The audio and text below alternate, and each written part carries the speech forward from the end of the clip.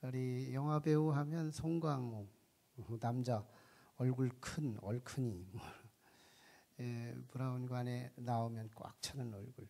송강호 씨가 참 많은 영화를 찍었는데요. 이 사람이 관상이라는 조선시대를 배경으로 관상이라는 영화도 찍었습니다. 참 관상을 수많은 사람들의 관상을 읽어내면서 자기도 막 산전수전 다 겪고 굉장히 고생을 많이 하죠. 그리고 나서 이제 마지막에 그가 마지막 멘트, 영화가 거의 끝날 쯤에 한 멘트를 남깁니다.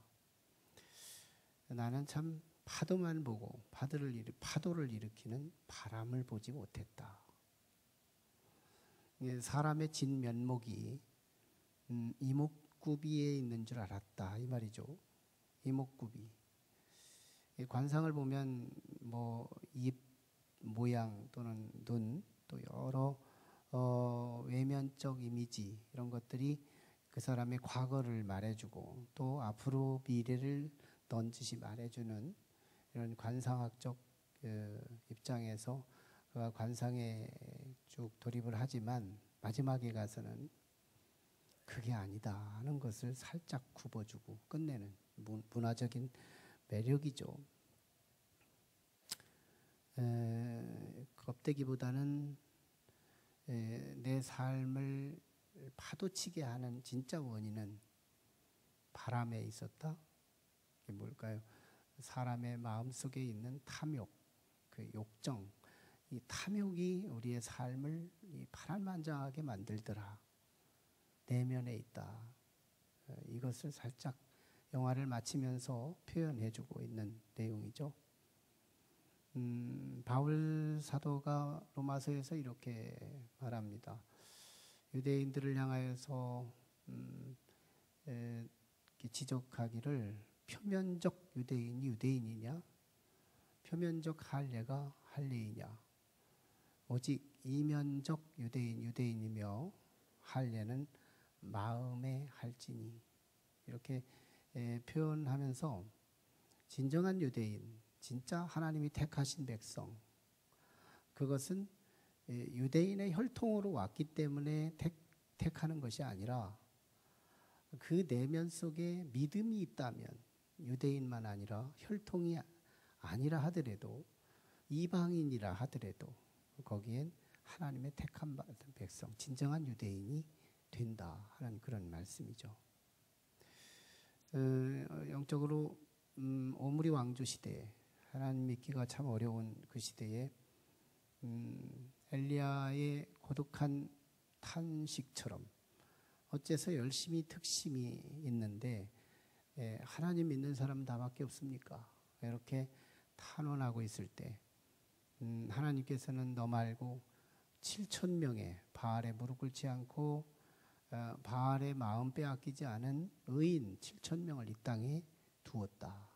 이렇게 말씀하시고는 유대인 속에서 여기저기 숨어있는 의인의 반짝거리는 믿음의 보석들을 역사 속에서 끄집어내면서 하나님의 사람들을 격려하고 또 이 땅의 믿음의 세계를 소망으로 비춰주는 그런 말씀이 이제 열왕기서에 쭉 연재되고 있지요.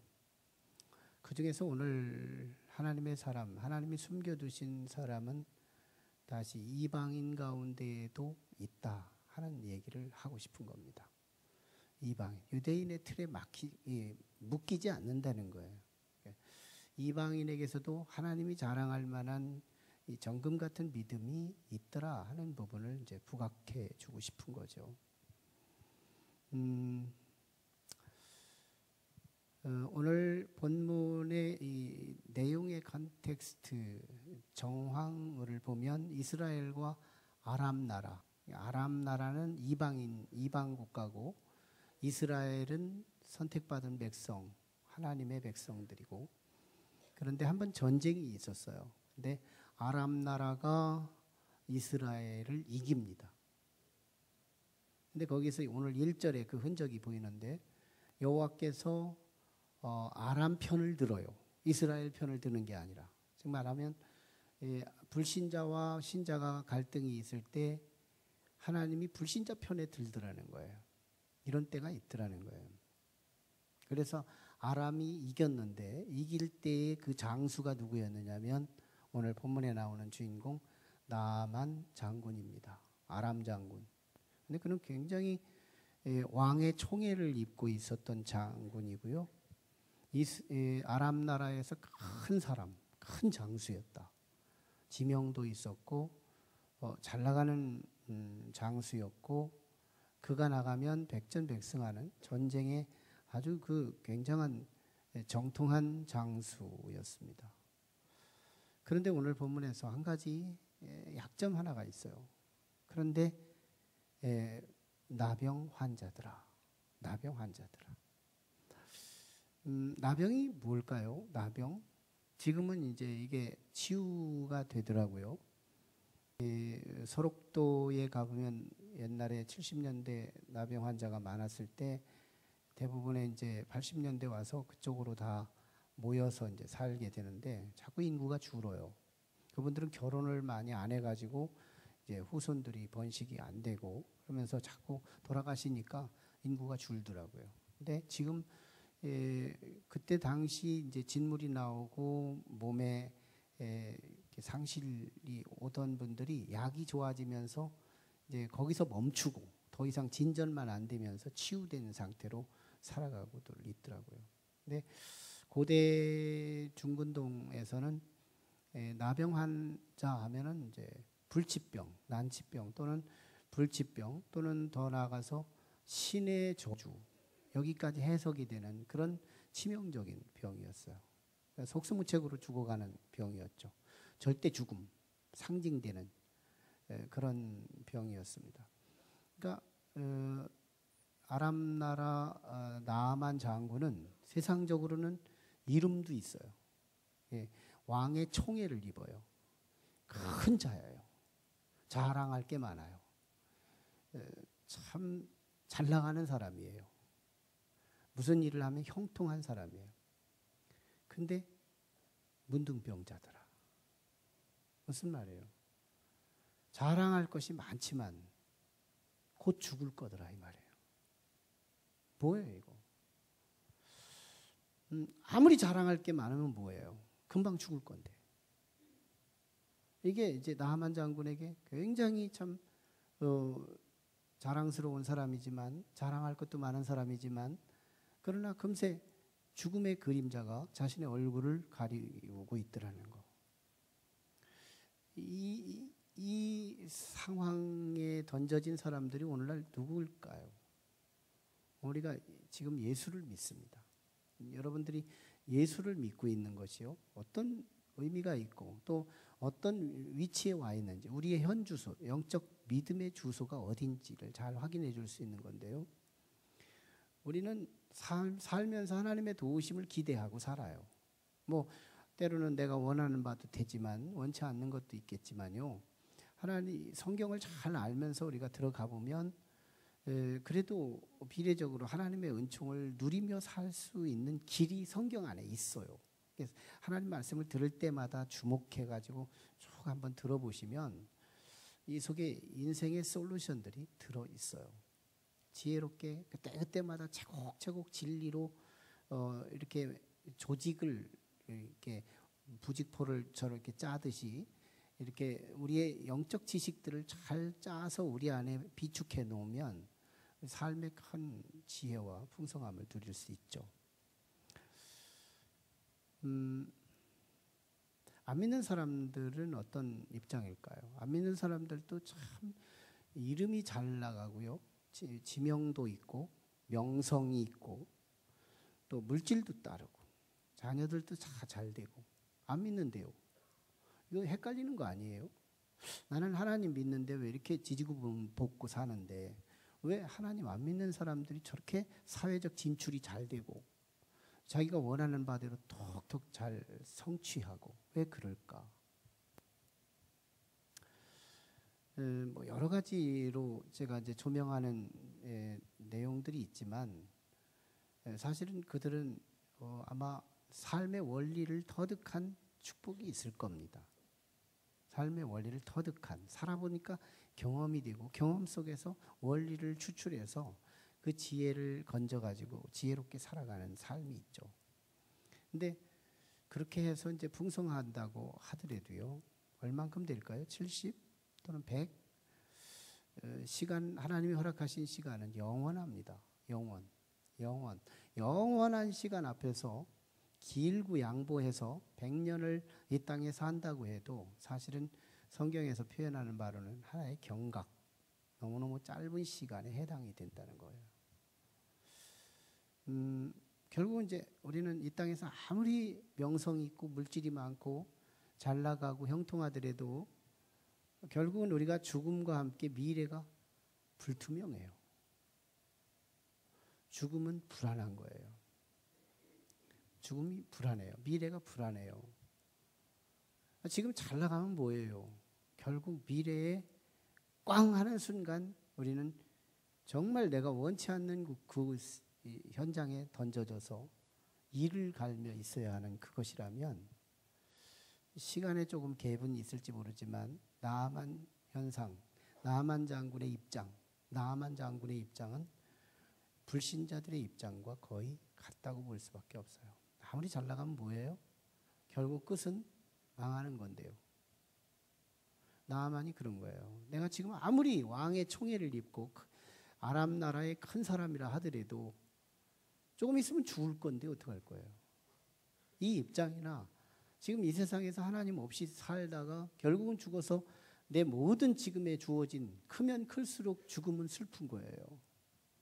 이 땅에 재산이 많으면 많을수록 죽음은 슬픈 거거든요. 작으면 그저 혼자 왔다가 혼자 가는 거 뭐 털고 가지 뭐 이런 부담감이 적을 수도 있겠지만 이 땅이 화려하면 화려할수록 나만의 감정, 나만이 느끼고 있었던 이 불안은 이 안 믿는 사람들에게서 많이 느낄걸요. 우리가 하나님을 믿고 있다는 거 참 대단한 일이에요. 우리는 죽음이 희망이잖아요. 죽음의 너머가 굉장히 기대가 되는 곳이거든요. 우리가 하나님 믿고 있다는 것이, 예수 그리스도를 믿고 있다는 것은 이 죽음 너머의 세계를 오히려 희망하고 기다려지는 거예요. 김환란 박사 같은 경우가 근대사 역사에서 참 학구적인 사람이었고 그런 지성인이었는데도 그가 죽음 앞에서요, 자기 제자들한테 우리 장성국 부르지 말아라, 축제, 제자들한테 음악회를 열어달라 이렇게 요청하고 있는 그 담대함, 마지막 인생에 죽으면 어디로 갈지도 모르는 이 미지의 땅에 가는데 이 담대함으로 제자들을 향하여 지금 음악회를 열어달라고 요청하는 이 외침, 참 뭐가 있잖아요. 우리 끝은 그렇다는 거예요. 우리 뒤로 갈수록 기다려질 만한 가치가 있어요. 대단한 존재들이죠. 내 주소를 잘 알아야 된다.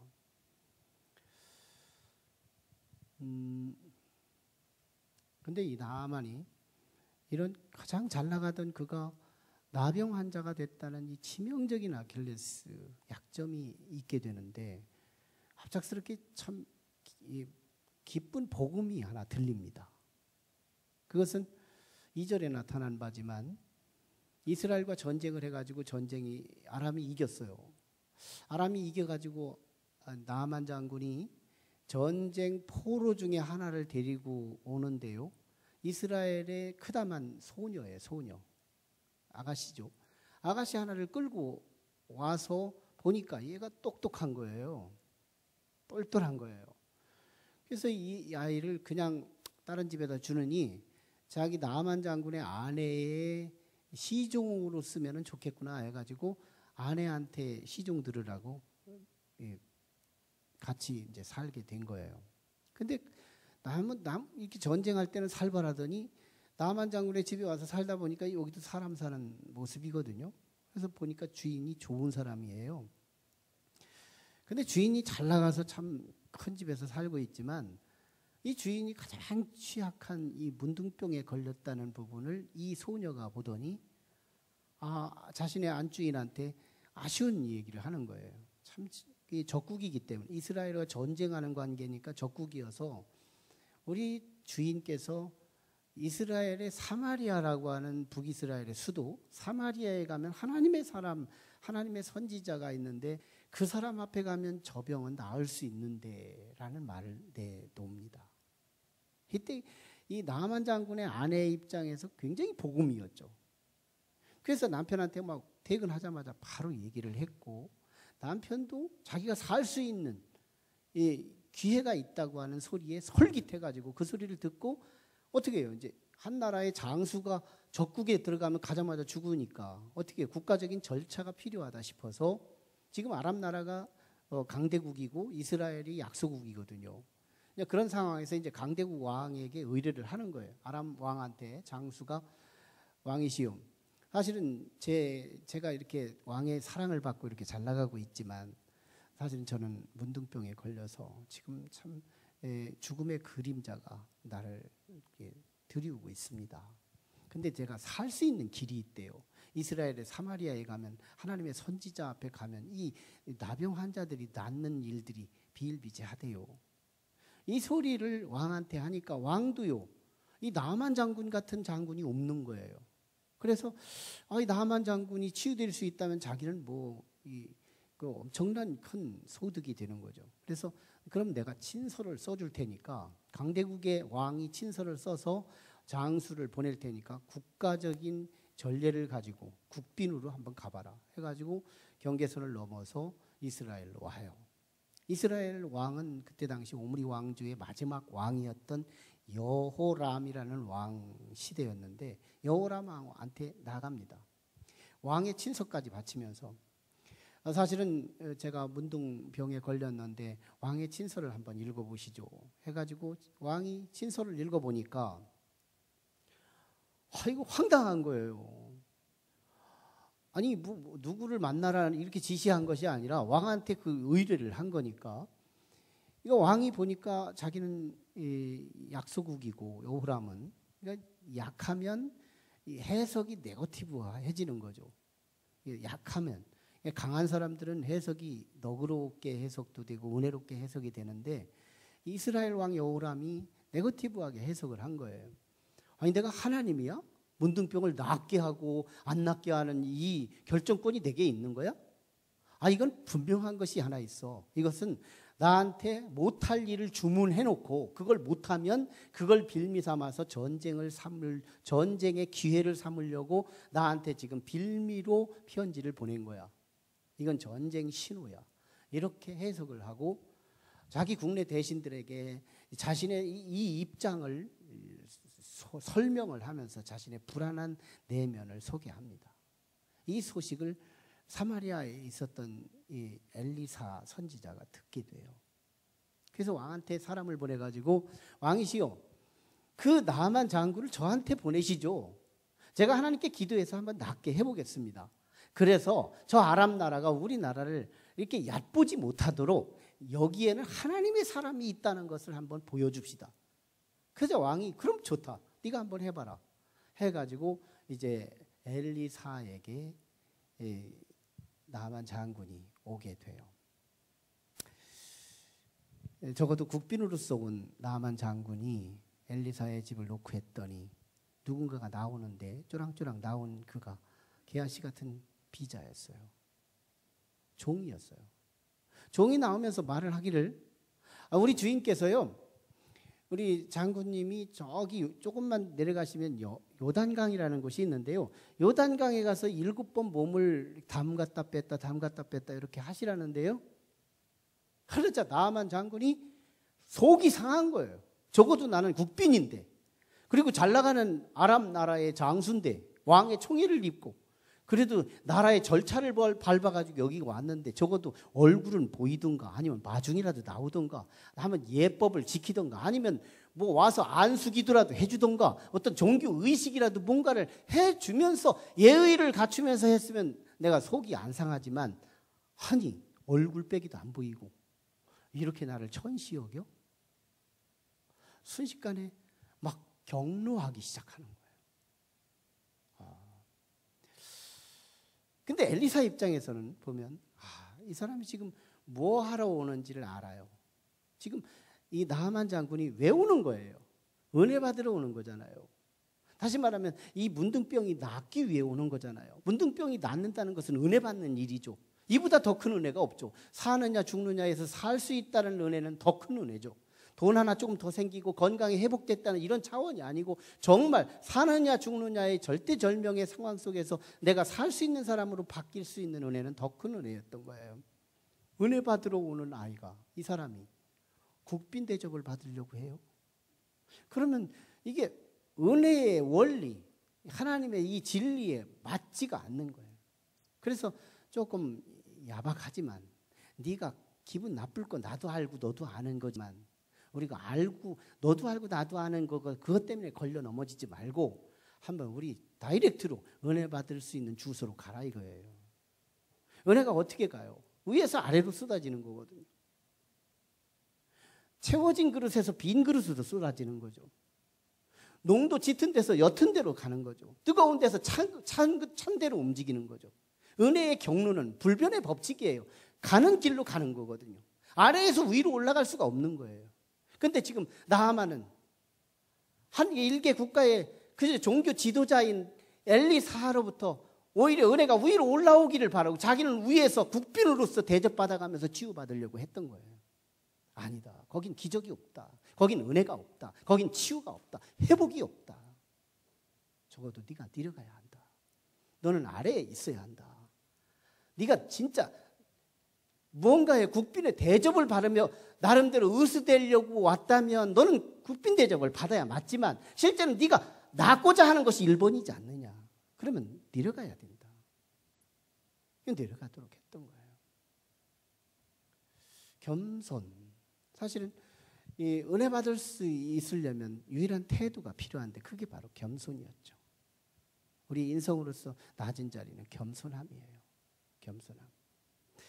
우리 기독교의 교리의 아버지였던 아우구스티누스도 어거스틴이라는 표현도 쓰기도 하는데요. 어거스틴이 33살 되기까지 타락에 빠집니다. 어머니 모니카의 중보기도를 받아가면서 그냥 참 머리가 좋았기 때문에 타락도 좀 라디칼하게 타락을 했던 것 같아요. 만이교회도 빠져보고 철학적 이단에도 빠져보고 막 걸어가면서 막 국제적으로 돌아다니면서 타락합니다. 뭐 배 같은 거 좋아하지도 않으면서 남의 배 밭에 가서 배 따가지고 돼지우리다 던져주고 막 따는 게 재미있어가지고 도둑질도 해보고 막 별짓 다 해요. 이러던 사람이 이제 나중에 회심하는데요. 33살에 회심을 해요. 회심에서 돌아올 때 자기가 고백록을 통해서 회심할 때 그 심성을 회고하면서 은혜 받을 수 있는 조건 3가지를 추출해내요. 첫 번째, 은혜 받으려면 첫째, 겸손해야 한다. 은혜 받으려면 둘째, 겸손해야 한다. 은혜 받으려면 셋째, 자명하죠. 겸손해야 한다. 굳이 3번을 하려고 하는 말이 아니라 겸손은 너무너무 중요하다는 얘기예요.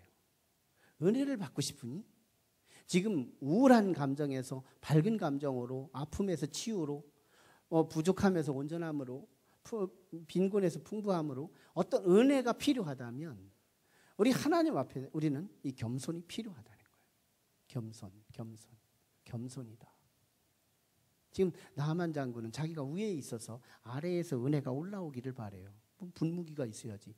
무슨 동력기가 있어야 올라오지. 아니죠. 은혜는 아래에 있어야 한다는 거예요. 그래서 이 나하만 장군은 교만을 했지만 한 가지 인적 자원이 있었어요. 인적 자원. 이 종들이, 지혜로운 종들이 있었습니다. 이게 참 가만히 보니까 요단강에 가서 몸을 담그라고 하는 이 소리를 듣고 나하만은 기분이 나빴지만 나하만의 종들은 이게 복되게 들린 거예요. 장군님, 아니 장군님께서 지금 낫으려면 이거보다 더한 일이라도 하셔야 되지 않아요? 근데 뭐 다메섹강에 가가지고 이 바라발강에 잠그려면 얼마나 멀어요? 근데 요단강 가까운 지척에 있는 강에 가서 7번 담그라는데 이게 무슨 숙제가 돼요? 이거보다 더한 일을 해서라도 문둥병 나아야 되지 않겠어요? 이 종들이 이런 얘기를 조명하니까 맞는 얘기였던 거예요. 그래서 나만이 이제 엘리사의 말대로 가서 요단강 앞에 섭니다. 옷을 벗었는지 안 벗었는지 모르지만 아무튼 들어가요. 몸 잠궜어요. 그리고 나와야죠. 그래야 7번이 되지. 안 나오면 한 번 들어가면 안 되죠. 들어갔다 나왔어요. 분명히 동영상을 한번 틀어보면 쳐다봤을걸요. 안 쳐다볼 리가 없지. 이거 사모함인데 빨리 낫고 싶은데요. 너무너무 보니까 아무것도 바뀐 게 없어요. 뭐지? 한 번이라 그런가? 2번 또 그래요. 들어갔다 또 나왔어요. 또 나왔는데 또 봤죠. 안 볼 리가 없지. 궁금해서도 봐야지. 무슨 뭐가 전기가 온다든지, 뭐 딱쟁이가 떨어져 나간다든지 뭐 있어야 되는데 아무 물만 젖었다 빨랐다 그러고 있는 거예요. 다시 또 내려가요. 3번, 4번, 5번, 6번. 그쯤 되면 어느 정도의 영향력이라는 게 있는 건데 아무것도 없어요. 사환들이 보고 있어요. 부하들이 보고 있어요. 쪽팔리는 일이죠. 근데 어떻게 해요? 6번이나 했는데 마지막 한 번 더 해야지. 들어갔다가 또 나왔습니다. 웬걸요? 이상기류가 흐르고 있어요. 내 몸에 이상한 것이 뭔가 번식되는 느낌.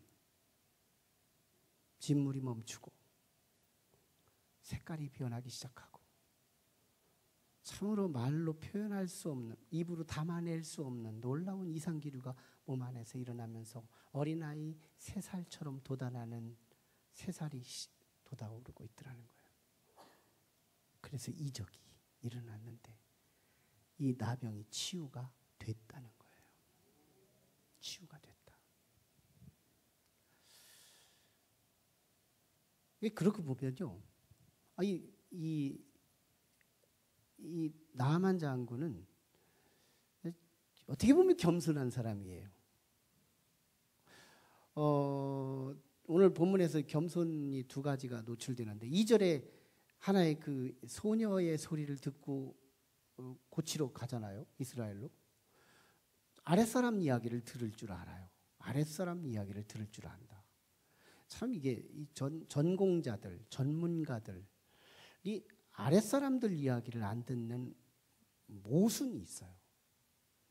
참 이게 큰 사람들은 아랫사람들의 소리를 잘 듣거든요. 거기에 지혜가 아래에서 흐르거든요.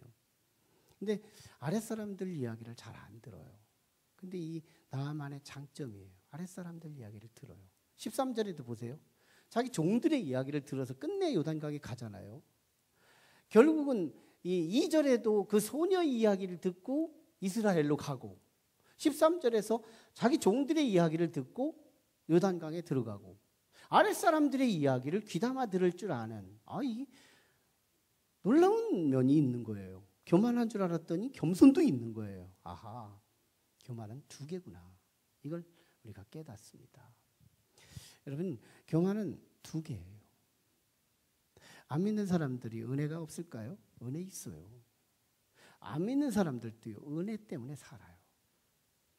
왜 은혜를 받는지 아세요? 안 믿는 사람들도 겸손하거든요. 삶의 과정 속에서 터득한 진리가 있어요. 그 겸손해요. 겸손해서요, 지명도가 생기고 겸손해서 물질도 붙고요. 겸손해서 나름대로 부유하게 사는 것이 안 믿는 사람들의 삶의 터득이에요. 사람들에게 흐르는 은혜가 있거든요. 그 은혜가 누구에게 흐르는지 알아요? 안 믿는 사람들도 겸손한 사람에게로 흘러요. 이게 나만의 겸손이다. 그런데요, 하나님께는 교만한 사람이 있어요. 사람에게는 겸손한데, 제가 시골에서 전도할 때 마지막에 임종, 집에서 임종하시는 분에게 제가 가서 복음을 몇 사람에게 전합니다. 전할 때요, 평상시에 만나면 참 이런 어르신이 없어요. 참 법 없이도 살만한 그런 덕 있는 어르신인데 그분이 임종하기 직전인 거예요. 그래서 제가 갔더니 돌아가시는 입장인데도 목사님 모셔서 이러고 있는 거예요. 그래서 제가 어르신 참 얼마나 고생이 많으세요. 너무 힘드시면 제가 정말 좋아하는 분 한 분을 소개할 테니 예수 그리스도를 한번 입으로 불러주시고 예수님을 한번 찾아주시면 어떠세요? 가시다가 너무 힘드시거든. 예수님이라는 이름 하나만 기억하시고 그 이름을 한번 불러주실래요? 그랬더니 갑작스럽게 강팍해지는 거예요. 그렇게 겸손하시던 분이 갑작스럽게 예수라는 얘기를 꺼내자마자 교만하게 대하는 거예요. 내가 지금까지 그걸 믿지를 않았던 건데 이제 와서야 내가 마음이 변질할 것 같으냐고. 죽어가면서도요. 참 묘하죠. 묘합니다. 사람에게는 겸손한데요. 하나님께 대해서는 강팍해요. 이 뿔을 드러내고요. 깃털을 올리는 거예요. 있어요. 그래서 하나님의 은혜가 안 가는 거거든요. 근데 우리 성도들 중에는요. 교인 다는 아니에요. 성도들 중에는 하나님께 겸손한 사람이 있어요.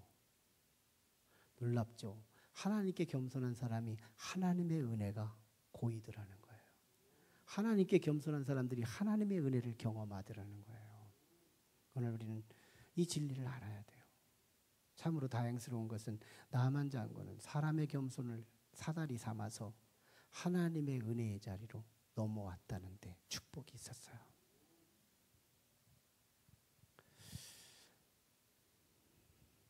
그래서 이제 나았죠. 은혜를 받은 거예요. 사람이 은혜를 받으면 태도가 달라져요. 태도가 달라져요. 은혜를 받으면요. 자신의 전인적인 것을 오픈하려고 합니다. 은혜를 받은 사람은 전인적 오픈형으로 살아요. 근데 은혜가 사라지면요. 전인적 크루즈형으로 바뀌어요. 자꾸 숨으려고 그래요. 죄송해요. 우리 저 기둥 뒤에 앉으시는 분들 조심하세요. 난 이 기둥이 별로 안 좋아요. 예배 중에 기둥이 별로 안 좋아요. 아무튼 옛날에 중세 가톨릭 교회 성전 구조는 안 오자니 찌부둥하고 오자니 가리고 싶고 그런 사람들이 예배 드릴 수 있는 음지 예배 처소가 있었어요. 건축 구조물에. 그래서 숨어서 예배할 수 있는 곳을 주었습니다. 굉장히 심리적이죠. 근데 참 숨고 싶어요. 그런 것처럼 자꾸 자신이 은혜를 받으면 오픈형이고 은혜가 상실되면 이 크루즈형으로 바뀐다. 자기를 자꾸 가리고 싶어져요. 사람 등 뒤에서 숨어서 예배하고 싶고 정확하게 머리 맞추고 몸 맞춰서 하나로 보이게 만들어서 예배 드리고 막 그러죠. 그 얘기가 내 얘기라고? 근데 보세요. 나하만 장군이 참 은혜를 받으니까요. 두 가지로 오픈하는데요. 하나는 신앙 고백과 어마어마한 선물 공세로 오픈합니다. 신앙 고백을 하는데 15절에서 뭐라고 말하느냐면요. 이스라엘의 하나님 외에 온 천지에 신은 없습니다. 림몬 씨를 섬기던 나하만 장군이요. 신앙 고백을 보세요. 초점이 있어요. 강세가 있어요. 인토네이션이 있어요. 나름대로 큰 목소리가 있어요. 신앙 고백. 이렇게 자신감이 있는 신앙 고백이 어디 있어요? 유일신 신앙 고백을 하는 거 보세요. 이스라엘의 하나님 외에는 온 천하에 신이 없습니다. 이 말을 이방인의 입에서 터지더라는 거예요. 이게 은혜 받으니까 이 고백이 나오잖아요. 은혜 받으니까 고백이 터지는 거예요. 그리고 나서 자기가 가지고 갔던 선물을 내놓는데 무슨 선물이 나와요? 은이 10달란트, 금이 6,000개, 그리고 옷이 10벌. 이걸 현대 금액으로 환산해 보니까요. 얼마인지 아세요? 1억 가까워요. 은 달란트하고 금만 계산을 하면 7,500만 원. 근데 의복이 10벌을 갖고 왔는데 시접자는 거 갖고 왔겠어요? 몇백만 원짜리 되는 거 막 갖고 왔을 것이고 대충 조금 거품 붙여가지고 1억 가까이 되는 금액인 거예요. 이걸 갖다가 막 더 선지자한테 주니까 선지자가 다 거절을 하네요. 선지자는 지금 나하만 장군이 이방인이면서 이 어마어마한 돈을 주었을 때 선지자의 거절한 메시지를 들을 필요가 있어요. 하나님의 은혜는 돈 주고 사는 게 아니야. 그리고 나는 거저 받았으니 거저 주는 것뿐이야. 나는 수단일 뿐이고 나의 자체가 아니라 하나님이죠. 너는 은혜 받은 자로서 세상에 나가 은혜를 끼치며 살아라. 나처럼 네가 그렇게 살도록 하라. 굉장한 메시지를 부여하는 것이죠. 그 다음에 준 것이 뭐냐면, 그러니까 막 거절을 했죠. 선지자가 거절을 하니까 나만 장군이 요청한 것이 또 하나 있었으니, 그러면 선지자님, 제가 노새 2마리 한 쌍을 갖고 왔는데 수레를 싣고 여기다가 이스라엘 사마리아 흙을 좀 한 그릇만 싣고서 이 아람에 가가지고 제단, 여호와의 제단을 만들어서 거기서 하나님만 섬기는 제단을 세우겠습니다. 그러니까 뭐 허락하지요, 당연히. 그거 뭐 흙, 근데 좀 유아적이죠. 하나님은 흙을 퍼갔다고 그게 여호와의 제단이고 흙이 없다고 여호와의 제단이 아닐 수는 없는 거예요. 영적으로 어린 아이니까 이렇게 주문을 한 거고요. 그러나 영적 어린아이 수위를 그대로 품고 승인해 주는 것이 엘리사의 승인이지만요. 그러면서 나하만 장군이 얼만큼 엄격한 자신의 결단, 이것을 표명하는지 보세요. 근데 한 개 꺼리끼는 게 하나 있는 거예요. 사실은 아람 나라는 국가 신이 림몬 신인데, 다산의 신인데, 이 신을 왕이 섬기기 위해서 림몬 신당에 들어갈 때는 내가 호위병사로서 따라 들어가야 합니다. 그리고 왕이 몸을 굽히면 나도 같이 굽혀야 되는데, 이때 내가 마음은 드리지 않고 오직 여호와의 제단에만 제사를 드릴 테니 이 부분만 용서해 주세요. 그러자 19절에서 이 엘리사 선지자가 평안하게 가시죠. 이것은 믿음이 아직 어리잖아요. 아마 나만 장군은 성도의 이 요청, 오늘 우리 식으로 말하면 우리 아버지가 제사를 지내는데 나는 옆에서 제사는 이렇게 머리는 안 숙이지만 같이 제사 지내는데 옆에 서 있을게요. 이렇게 하면 저 같은 경우는 뭐라고 말할까요? 둘로 대답해요. 예. 우리 권수정 집사님 여기 있네. 권수정 집사님이 나한테 옆에 우리 아버지 제사하는데 나도 옆에서 제사 좀 돕고 싶은데요. 마음은 안 드릴게요. 그러면 안 돼요! 하고 제가 단호하게 거절을 해요. 그 뼈다귀라도 씹어 먹을 만한 그런 믿음이라고 내가 보니까. 저 문 밖에 있는 분이 한 분 있네. 저분이 저한테 와서 질문을 해요. 제가 제사를 지내는데 제가 옆에서 제사를 도와야 될까요? 말아야 될까요? 편안한 대로 하세요. 좀 그렇게 대답해요. 나만 장군이 지금 평안하게 가시죠. 이것은 아직 갓 태어난 신앙의 레벨에 품어주는 차원에서 선교적 입장에서 그를 승인해주고 있다는 것이죠. 여기서 우리는 2가지 메시지를 듣습니다. 나만 장군의 치유 과정을 통해서 하나님은 이방인을 향한 하나님의 선교, 즉 미시오 데이를 실행하고 있더라. 나만 장군을 치유하면서 하나님은 이스라엘 백성들과 상관없이도 하나님의 선교를 진행하고 있더라는 거예요. 2절에 보면 1절에 보면 여호와께서 아람 편을 들어서 이스라엘이 지게 해요. 이스라엘이 원하지 않는 일이에요. 2절에 보면 이스라엘의 난민 중에 한 소녀가 아람 나라로 끌려가요. 이 소녀가 원하지 않는 일이에요. 이스라엘이 원하지 않는 일과 이 소녀가 원하지 않는 일이 2가지가 겹친 거예요.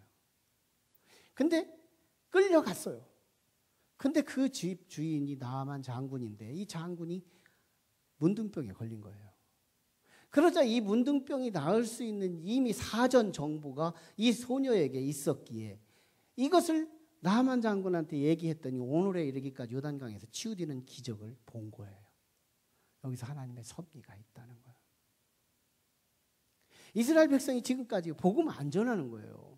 바알신만 섬기고 아세라 목상만 섬기고 여호와의 신을 부끄러워하고 있고 여호와의 신을 저버리고 오히려 이방 신들을 숭배하면서 하나님을 증거하지 않는 거예요. 그러자 이스라엘을 향하여 하나님께서 원하지 않는 역사를 이루게 하시고 원하지 않게 끌려가게 하시고 거기서 하나님은 당신의 나라를 증식하고 있더라는 거예요. 미시오데이, 하나님의 선교가 일어나더라는 거예요. 놀랍죠? 내가 복음을 전하지 않으면, 내가 평안할 때, 내가 은혜 받았을 때 이 복음을 내 안에만 저장돼 가지고 썩게 만들면 하나님께서 때로는 내가 원하지 않는 일들이 내 가정에 일어나고 내 사업장에도 일어나게 하더라는 거예요. 그래서 내가 그 원하지 않는 현장에서 나도 모르게 하나님의 미시오데이를 하고 있더라는 거예요. 참 놀라운 하나님의 섭리인데요, 하나님의 나라는 손해보지 않더라는 겁니다. 그러므로 오늘 우리는 어떤 내가 원하는 일들이 일어나면서 선교한다면 얼마나 축복이고 은혜가 되고 기분이 좋아요. 하나님의 나라가 어차피 번식되고 어차피 증식될 거라면, 사람의 눈에 보이지 않더라도 그 일들이 진행될 것이라면 오늘 우리는 형통할 때 복음을 증거하는 것이 얼마나 지혜롭느냐를 보는 거예요. 원하지 않는 일들이 일어나고 있어요. 근데 그것이 하나님의 나라를 증식하는 하나님의 선교의 역사가 일어나더라는 거예요. 놀랍죠? 또 한 가지가 있어요. 이 나아만 장군의 이 치료 과정을 통해서 이스라엘 백성을 향한 하나님의 손짓이 되고 있더라는 거예요. 지금 이스라엘 백성들은 아수르로 포로로 끌려갔어요. 지금 이스라엘 백성들은 바벨론으로 끌려가 있어요. 그래서 지금 열왕기서를 그들이 지금 읽고 있어요. 그들이 최초로 읽었어요. 우리는 지금 써 읽지만 그들은 최초로 이 열왕기서를 지금 읽고 있는 거예요. 다시 말하면 나아만의 이야기를 이스라엘 백성이 아수르에서 읽고 있고 바벨론에서 지금 읽고 있는 거예요. 나아만 이야기를. 근데 나아만의 입에서 자기들이 옛날에 고백했던 유일신 신앙 고백이 터지네요. 나아만의 입에서, 이방인인데 이방인의 입술에서 옛날에 유대인들이, 옛날에 이스라엘 백성들이 고백했던 유일신 신앙 고백과 하나님 앞에 헌신하는 모습들을 다시 한번 그들이 기억하게 읽고 있더라는 거예요. 그럼 놀랍죠? 우리는 선민으로서 우리는 구원받을 백성이지만 저 이방인들은 저주받을 백성이었고, 우리는 축복받을 사람이지만 저들은 저주받는 사람인 이것이 유대인들의 그림이고 도표였어요. 그런데 바벨론으로 끌려간 뒤에 한번 다시 생각해 보는 거예요. 왜 우리는 구원받아야 하는데 여기에 끌려와 있고 얘들은 저주받아야 하는데 우리를 주인 노릇하고 있는가? 나아만이 여호와를 찬양할 때 죽음의 병에서 구원받은 것처럼 오늘 우리가 다시 하나님의 이름을 다시 찾을 때, 하나님의 신앙 고백을 다시 회복할 때, 오늘 우리는 다시 이 죽음의 아수르에서, 이 죽음의 바벨론에서 언젠가 다시 고국으로 돌아갈 때가 올 텐데, 언제 돌아가느냐? 믿음이 회복됐을 때, 신앙 고백이 살아날 때, 그때 다시 돌아갈 것이라는 것을 바라보게 되더라는 거예요. 그들은 죽음이죠. 아무리 건강하면 뭐예요? 포로인데. 아무리 여러 가지 형통의 한 일들이 일어나면 뭐예요? 아직 포로인데, 죽음을 기다리고 있는데요.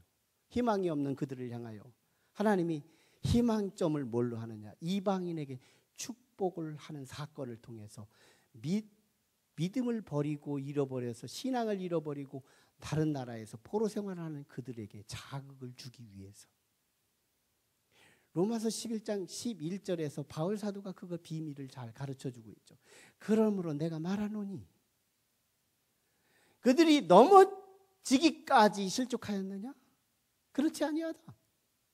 그들이 넘어짐으로 구원이 이방인에게 이르러, 구원이 이방인에게 이르러 이스라엘을 시기나게 하려 합니다. 이스라엘을 시기나게 하려 합니다. 무슨 말이에요? 잃어버린 이스라엘이 돌아오기를 원한다는 거예요. 참 놀라운 것은 하나님께서 나를 돌아오게 하기 위해서요, 처음 믿는 사람이 잘 되더라는 거예요. 나는 40년직인데, 신앙 40년직인데요, 나는 안 되는데 처음 믿기 시작하는 사람이 사업도 잘 되고 그 가정에 형통한 일들이 일어나더라는 거예요. 그게 뭐예요? 얘처럼 한번 봐라. 얘 신앙 고백을 한번 봐라. 너 옛날 신앙 고백이 있었지? 지금 버렸잖아. 그런데 얘가 지금 뻥뻥 터지고 있잖아. 근데 지금 그 삶이 회복되고 있지 않니? 빨리 보고 돌아와. 하나님의 손짓이에요. 돌아오라는 거예요. 오늘 본문은 2개밖에 없어요. 내가 복음을 평안할 때 전하지 않으면 원치 않는 일 가운데 복음을 전하게 되는 거더라는 거고요.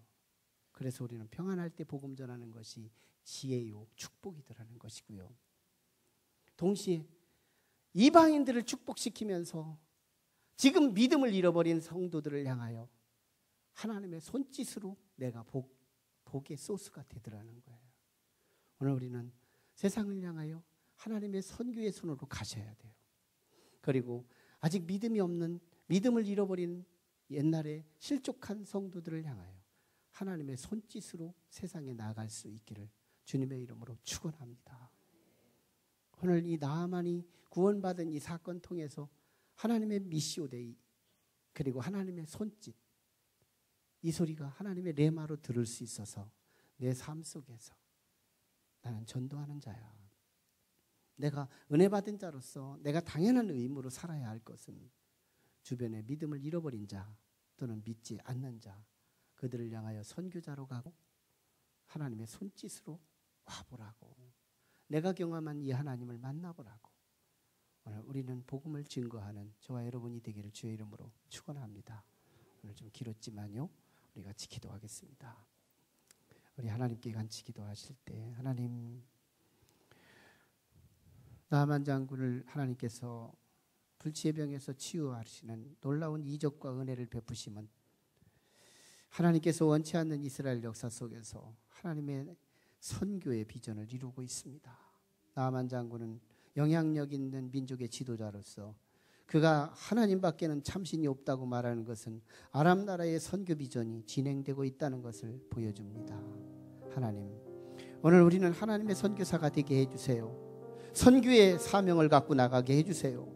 믿지 않는 자의 이름 2사람씩을 가슴에 끌어안고 우리가 그를 섬기고 대접하며 그에게 하나님의 믿는 자가 되기를 원하여 하나님의 손짓으로 가게 하여 주옵소서. 와보라고, 내가 만난 그 하나님을 함께 경험하고 함께 축복을 누리고 함께 치유되고 함께 회복받자고 하나님의 손짓으로 세상에 나갈 수 있도록 하나님 나에게 걸음을 바꿔주시옵소서. 그저 나만 잘 먹고 잘 사는 삶이 아니라 우리에게 사명의 눈을 깨우게 하시고 사명의 감각을 깨울 수 있도록 하나님 내게 능력을 더하여 주시옵소서. 하나님, 내가 정말 형통할 때 축복 가운데에서 복음을 들고 이방인들에게 나가서 복음을 증거한다면 내가 원하는 역사 안에서 복음이 선포되지만 내가 복음에 침묵하고 내가 고집피며 나 하나만 한 달란트만을 신앙을 고집하고 있다면 내가 원치 않는 일들이 일어나 하나님의 나라는 증식되지만 나에게는 아무런 감각과 기쁨이 없는 그런 수치를 우리가 경험할 수 있습니다. 하나님, 하나님의 손짓으로 가게 해주세요. 하나님의 손짓으로 가게 해주세요. 그러기 위하여 오늘 우리는 겸손하기 원합니다. 그러기 위하여 분량이 있기를 원합니다. 그러기 위하여 우리는 신앙의 인내가 있어야 할 줄 믿습니다. 하나님 도와주시옵소서. 함께 같이 말씀 붙들고 기도합니다. 걸어가신 아버지, 은혜를 감사합니다. 오늘 이 시간 우리에게 주신 이 말씀이 우리에게 생명 되게 하여 주시옵소서. 나만 아버지 장군이 치유되는 모든 과정 속에서 겸손히 있었고요, 요단강에 들어가서 그 분량과 그 인내를 통하여서 믿음의 끝까지 하나님 이르렀더니 하나님의 분량이 채워지는 순간 아버지 그가 큰 은혜를 받고 아버지 이스라엘 백성들이 고백하지 못하는 오직 이스라엘의 하나님 그 신은 온천하에 한 분밖에 없다고 유일신 신앙 고백이 터질 수 있었던 그 고백, 내 것 되게 하여 주시옵소서. 우리 것 되게 하여 주시옵소서. 역사하여 주시옵소서. 우리와 함께 하실 예수님 이름으로 기도하옵나이다. 아멘. 지금은 하나님의 은혜와 사랑과 감동, 감화 역사하심이 오늘 주님 앞에 나와 나만 장군의 치유의 과정이 겸손히 필요했고 또한 믿음의 분량과 믿음의 인내, 그걸 통하여 은혜를 터뜨렸던 나만 장군의 그 역사를 통하여 하나님은 이스라엘 백성의 복음 선교의 역사를 이루시고 또 이스라엘 백성이 포로 가운데 있었던 그들을 향하여 어서 와서 믿음의 회복을 통하여 너희들의 축복이 다시 회복되기를 손짓하는 하나님의 손짓으로 세상에 나가기를 마음속에 다지고 돌아가는 우리 모든 성도들의 머리 위에 지금부터 영원토록 함께 하시기를 간절히 축원하옵나이다. 아멘.